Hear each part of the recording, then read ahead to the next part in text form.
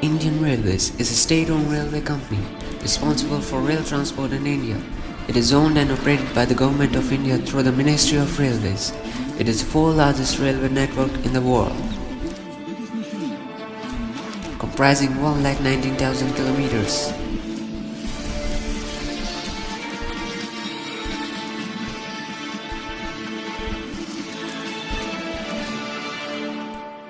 If it was a trade of wool that prompted the journey of the first ever passenger train in England between Stockton and Darlington in 1825, it was trade of cotton among other things that prompted the journey of the first ever train on the Indian subcontinent.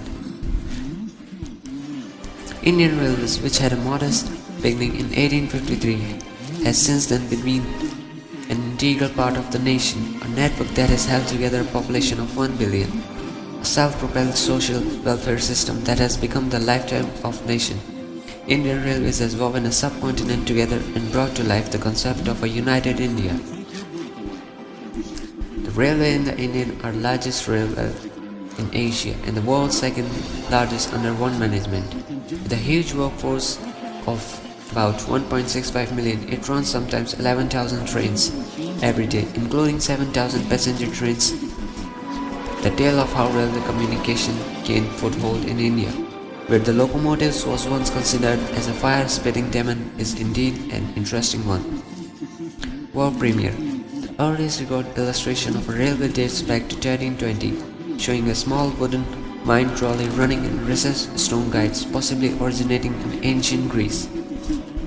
The railways in true trends emerged in the early 17th century, when the first wooden track was laid at Wellington, England in 1604. To be issued for running of horse-drawn carriage, it was only in February 1804, a good 2 centuries later, that Richard Trevithick, an engineer, ran the world's first steam engine successfully on rails.